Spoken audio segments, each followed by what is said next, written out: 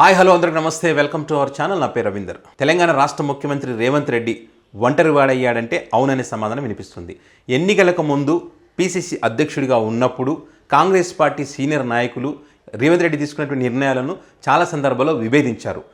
రేవంత్ రెడ్డి సపరేట్గా అధిష్టానం దగ్గరికి వెళ్తే సీనియర్లు కూడా సపరేట్గా అధిష్టానం దగ్గరికి వెళ్ళి వాళ్ళ అభిప్రాయాలను వాళ్ళు చెప్పుకునేటువంటి ప్రయత్నం చేశారు. వీళ్ళు కలిసి ఎప్పుడు కూడా పోనటువంటి పరిస్థితి. ఎన్నికల ప్రచారం సందర్భం కూడా ఎవరి జిల్లాలకు వాళ్ళే పరిమితమైనటువంటి పరిస్థితి.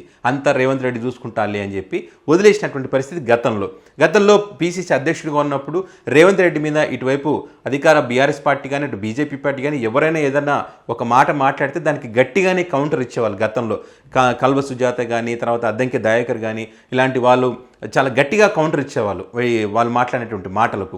అయితే ఇప్పుడు కాంగ్రెస్ పార్టీ అధికారంలోకి వచ్చిన తర్వాత రేవంత్ రెడ్డిని ఏదైనా మాట్లాడితే కాంగ్రెస్ పార్టీ ఇస్తామన్నటువంటి హామీలకు సంబంధించి అటు బీఆర్ఎస్ పార్టీ నుంచి గట్టిగా మాట్లాడుతుంటే కూడా వాళ్ళకు కౌంటర్ ఇవ్వలేనటువంటి పరిస్థితి కాంగ్రెస్ పార్టీలో ప్రస్తుతం ఉంది.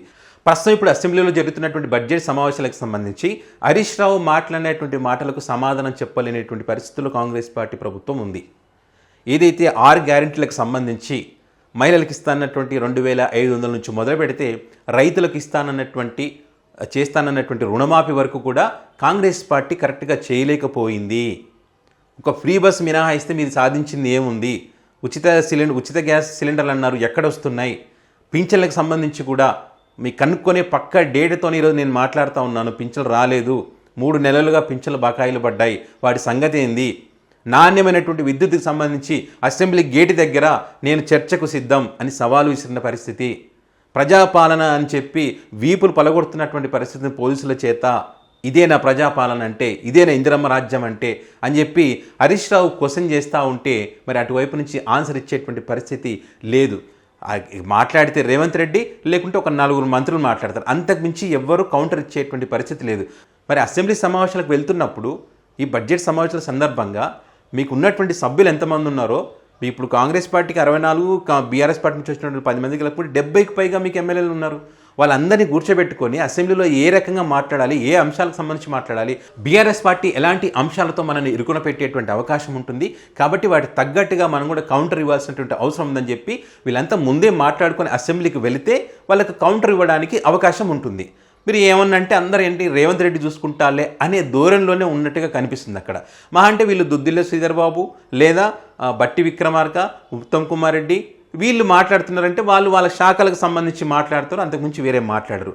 అదే రేవంత్ రెడ్డికి సంబంధించి హరీష్ రావు తూటాలు వదిలిన మాటలకు తొండలని అవని ఇవని రకరకాల వ్యాఖ్యలు రేవంత్ రెడ్డి గతంలో ఏ రకంగా మాట్లాడారు ఆ మాటలను మరొకసారి అసెంబ్లీలో గుర్తు చేశారు. స్పీకరే అన్నారు ఇవి బడ్జెట్ సమావేశాలు కదా, వీటి గురించి మాట్లాడంటే లేదు అధ్యక్ష, ఆయన రేవంత్ రెడ్డి మాట్లాడినటువంటి మాటలే మరొకసారి గుర్తు చేస్తుందని చెప్పినటువంటి పరిస్థితి. దానికి సంబంధించి కూడా కౌంటర్ ఎవరు ఇవ్వలేనటువంటి పరిస్థితి అసెంబ్లీలో. ఏం అడిగినా రేవంత్ రెడ్డి చూసుకుంటారు, వాళ్ళు ఏం మాట్లాడినా వాళ్ళకి సమాధానం రేవంత్ రెడ్డి చెప్తారు, బయట కూడా రేవంత్ రెడ్డి సమాధానం చెప్తారని చెప్పుకుంటూ పోతే ఫర్ ఎగ్జాంపుల్ రుణమాఫీ జరగదు అని చెప్పి బీఆర్ఎస్ పార్టీ చెప్తా వచ్చింది.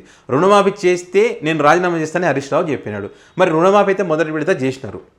మరి చేసినప్పుడు కనీసం అంటే అవతల హరీష్ రావు రాజీనామా చేయాలని కాదని కాంగ్రెస్ పార్టీ నుంచి అయ్యో మరి రుణమాఫీ అయితే మొదటి విడత చేసినాం, మిగతాది కూడా ఆగస్టులో పూర్తి చేస్తాం, మరి నువ్వు రాజీనామాకు సిద్ధంగా ఉండు అని చెప్పి ఒకరన్నా గట్టిగా మాట్లాడగలిగారా?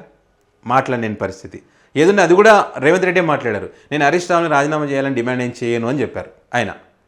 అంటే ఈ రకంగా ప్రతిదీ కూడా ఆయన కౌంటర్ ఇచ్చుకునేటువంటి పరిస్థితి తప్ప వేరే ఎవరు కూడా సపోర్ట్ చేసేటువంటి పరిస్థితి లేదు. మరి దానికి ఎక్కడ పొరపాటు జరుగుతుంది అనేటువంటిది సీఎం రేవంత్ రెడ్డి కూడా ఆలోచించుకోవాలి. ఎక్కడ సమన్వయ లోపం ఉంది, ఎందుకు, ఏం జరుగుతుంది, ఇంతమంది ఉన్నా కూడా మనం ఎందుకు అవతల వ్యక్తుల కౌంటర్ ఇవ్వలేకపోతున్నాం అనేటువంటి ఆలోచన రాష్ట్ర ముఖ్యమంత్రి చేయాల్సినటువంటి అవసరం ఉంటుంది. దీనికి సంబంధించి కూర్చొని ఇప్పుడు ఎవరైతే కొత్తగా ఇప్పుడు చాలామంది ఎమ్మెల్యేలు కొత్త వాళ్ళు వచ్చారు, సో వాళ్ళకి సంబంధించి కూడా వాళ్ళకు సీనియర్లకు చాలా గ్యాప్ కూడా ఉంటుంది. ఆ గ్యాప్ లేకుండా చేయాల్సినటువంటి బాధ్యత రాష్ట్ర ముఖ్యమంత్రి రేవంత్ రెడ్డికే ఉంటుంది. మరి ఆ సమావేశాలకు వెళ్తున్నప్పుడు వాటి గురించి చర్చించి మంచి డేటాతో మనం ఏం మాట్లాడుతామంటే మంచి డేటా తీసుకొని అక్కడ అసెంబ్లీలో కొన్ని బాధ్యతలు వాళ్ళకి అప్పగించి మీరు ఇది మాట్లాడాలి, మీరు ఈ టాపిక్ మాట్లాడాలి, మీరు ఇది మాట్లాడాలని చెప్తే కనుక పర్ఫెక్ట్గా ఉంటుంది. మీరు పట్టుమని ఒక 4 మాట్లాడితే చెప్పిందే చెప్తే ప్రజలకు అర్థమైపోయింది, వాళ్ళు చెప్తుందే కరెక్టు, వీళ్ళు సమాధానం చెప్పలేకపోతున్నారంటే వీళ్ళ తప్పులు ఉన్నాయని చెప్పి ప్రజలు అనుకుంటున్నారు. మీరు ఇప్పటికే చేయాల్సినటువంటి పనులు చాలా ఉన్నాయి. మీరు చెప్పినటువంటి 6 గ్యారెంటీలకు సంబంధించి పూర్తి స్థాయిలో ఎక్కడ కూడా అమలు జరగట్లేదు. 2,500 సంగతి ఏమైపోయింది? మీరు ఫ్రీ కరెంట్ అన్నారు, ఎక్కడొస్తుంది ఫ్రీ కరెంట్? ఎంతమందికి వస్తుంది? చాలా చోట్ల రావట్లేదు. పింఛన్లు కూడా చాలా చోట్ల రావట్లేదు. ఇవన్నీ చాలా ఇబ్బందులు ఉన్నాయి. కాబట్టి మీరు ఖచ్చితంగా వీటిని అమలు చేసేటువంటి ప్రయత్నం చేస్తూ మేము ఈ రకంగా చేస్తూ ఉన్నాం, వీటికి ఇన్ని కోట్లు ఖర్చు పెట్టాం, ఇగో ఇదే డేటా అని చెప్పి వాళ్ళకి చెప్తే కనుక మీకు విలువ ఉంటుంది, ప్రజలు మిమ్మల్ని నమ్మే పరిస్థితి ఉంటుంది. లేకపోతే బీఆర్ఎస్ పార్టీ పుంజుకోవడానికి అవకాశం ఉంటుంది. ఇప్పటికైతే ప్రతిపక్ష పార్టీగా బీఆర్ఎస్ పార్టీ సక్సెస్ అయ్యింది. మొదటి అసెంబ్లీ సమావేశంలోనే కేటీఆర్ కానీ హరీష్ రావు కానీ వీళ్ళిద్దరే చాలా పర్ఫెక్ట్గా మంచి డేటాతో వాళ్ళు మాట్లాడారు. వాళ్ళకి మీరు సమాధానం చెప్పలేని పరిస్థితి మీది. ఇప్పుడు కూడా బడ్జెట్ సమావేశాల సందర్భంగా అదే జరుగుతూ ఉంది. సో ఇప్పటికైనా ఆలోచించి తర్వాత జరిగేటువంటి అసెంబ్లీ సమావేశాలకు సంబంధించి కానీ లేదా బీఆర్ఎస్ పార్టీ కానీ బీజేపీ పార్టీ కానీ ఏదైనా ఆరోపణలు చేసినా లేకుంటే ఏదైనా విషయం గురించి మాట్లాడినా లేదా ఏదైనా పథకాల గురించి ఏమైనా మాట్లాడినా అప్పుడు దానికి సంబంధించి బాధ్యతలను కొంతమందికి అప్పగించాలి. పర్ఫెక్ట్గా ఎవరు మాట్లాడతారు, మంచిగా కౌంటర్ ఎవరు ఇవ్వగలరనేటువంటి వారికి బాధ్యతలు అప్పగిస్తే వాళ్ళు ఖచ్చితంగా మాట్లాడడానికి అవకాశం ఉంటుంది. లేకపోతే కాంగ్రెస్ పార్టీకి నష్టం తప్పదు.